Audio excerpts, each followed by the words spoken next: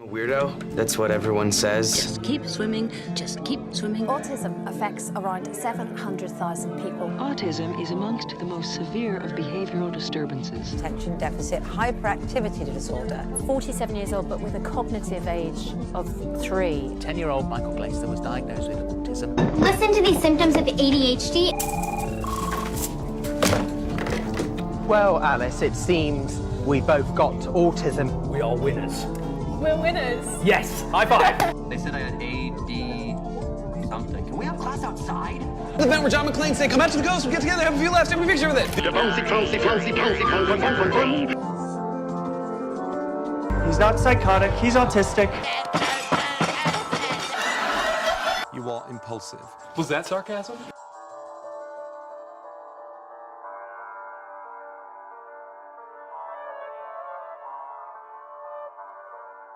Neurodiversity.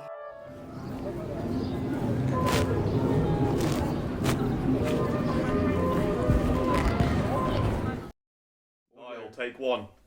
Can I look at you guys or do I look at the camera? Look at Percy. I'll have to over here. Yeah, on the camera. I'm looking at you. Okay. I know. Okay. Alright, so I'm Jemma. I'm a 20-year-old film student in my second year, and I was recently diagnosed with ADHD.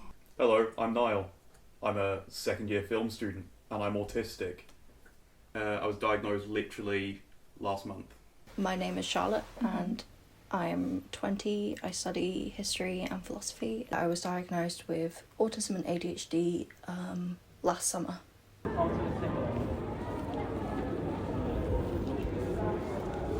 How did your family react to you? Oh, that is a good question. They actually don't know I'm doing this documentary. They think I'm doing something else for a documentary because they don't really believe I have ADHD. I don't really fit into the stereotype of, super hyperactive, running around doing this, that, and that. And I never was that as a kid either. That they can't just see me as having ADHD. Yeah. But yeah, my parents believed that I had ADHD when I told them about it. They're coming around to me being autistic. They weren't super on board with that to start with. It's weird because when I was in primary school, my mum was told that I was probably autistic. They didn't have any issues with it, they were completely fine. But then she didn't look into it herself. She chose not to get the diagnosis because another one of the teachers in the school told her that if I am autistic, it's fine because it works in my favour because academically I was okay, which is bullshit. It's not true because I had issues socially and all that. She told me about it like a couple of years later, but I didn't really think that much of it. I didn't really know what it meant. I went through all of secondary school not really thinking about it, and then when I got to uni, I just thought, I should definitely look into it. As a kid, I remember I was always an angry kid, very upset, which might just be because, I had a lot of siblings and not a lot of attention was put on me. So it might just be me being a kid, but I also think it was just never really feeling understood as a kid and never really having an outlet for my energy, just not really having someone to talk to about it or how I'm feeling. So I suppose I kind of was very isolated as a kid in a way, and I kind of tended to do my own things and be like Little Miss Independent, off doing whatever. I realised that I had something different with me when I started primary school and I was being bullied. And then they tested me for dyslexia and dyspraxia, so I thought, oh, okay, it's just that, and that we stopped looking.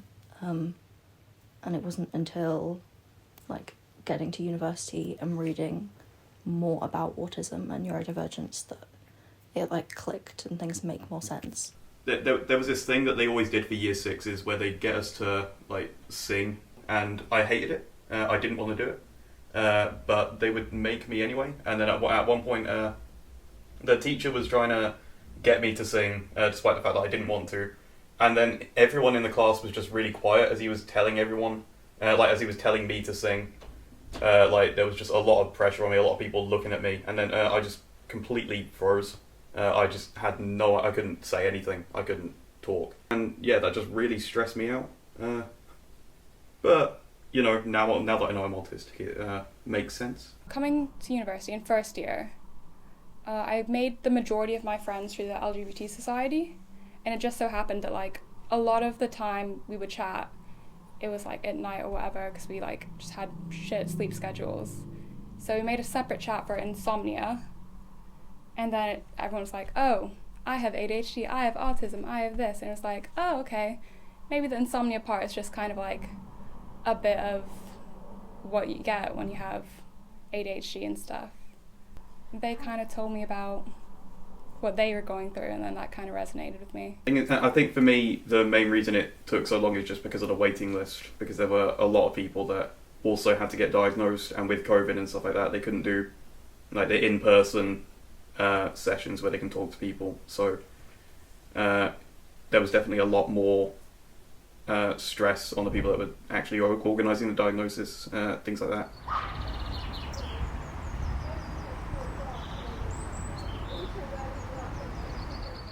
If someone was to say to you that ADHD isn't a real medical condition, how would you respond? I would feel, I don't know. I'd obviously feel quite bad, but again, it's not something I'd be surprised at if people said that to me, because it is invisible. Would you say society has an easier time accepting ADHD than they do accepting autism? I think there's definitely a bigger stigma around autism. Autism is definitely like you're a social outcast, you're kind of the weird one. All the representations of autism are terrible. I mean, the ADHD ones aren't great either. It's just a kid running around a classroom being disruptive. The portrayal of autism in the media is usually very wrong, and the reason it's wrong is because it's portrayed from a neurotypical perspective. You'll have a neurotypical writer, a neurotypical actor talking about autistic people with like autistic characters. Would you be able to explain what a sensory overload is?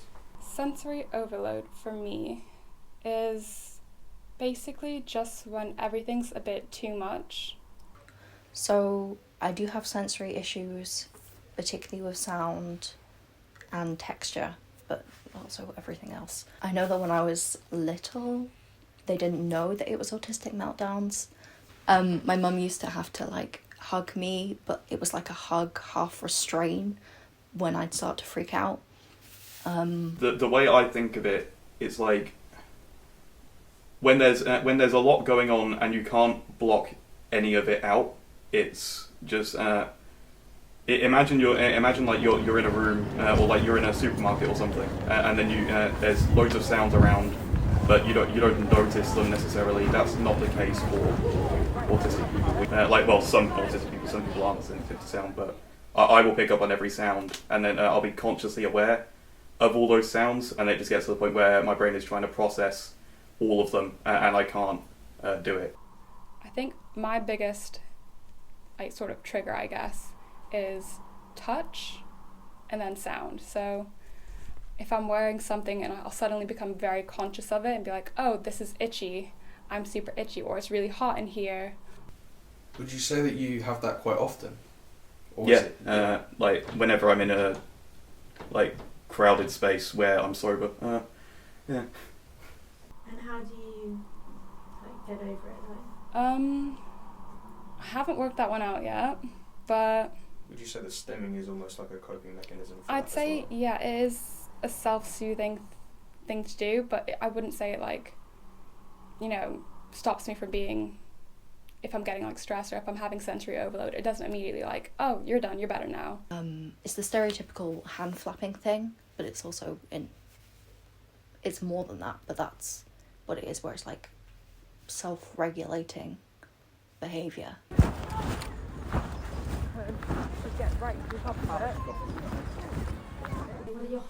What are my hobbies? So, coming to uni, I didn't really get into a lot of societies. I was only really involved in the LGBT society because it's just an easy way to find like-minded people. But recently, I have decided to join archery with one of my close friends, and I think it's good to join something with someone else who is also neurodivergent, and then we can hold each other accountable and be like, all right, we're going to this thing that we said we're going to do.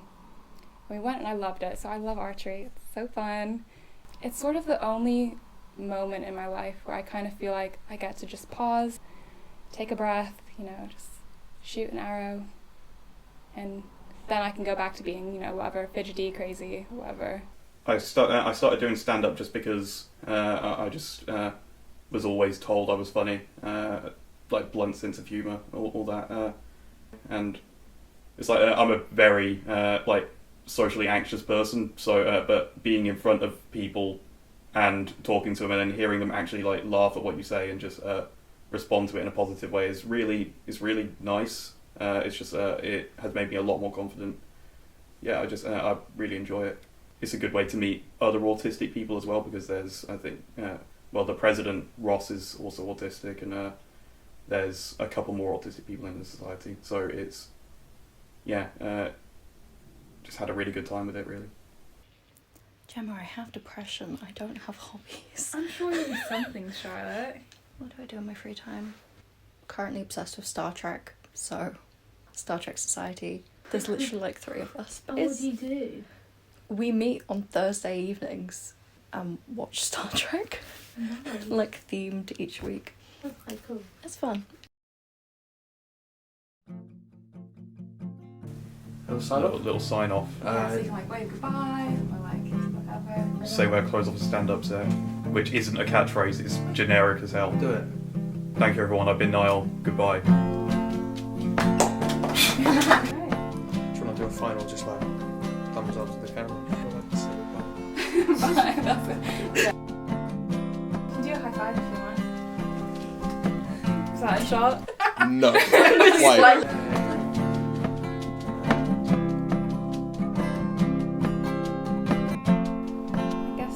I hope you now know what it's like with like people that, you know, aren't neurodivergent. I hope this documentary has been helpful, because that was sort of our goal for it.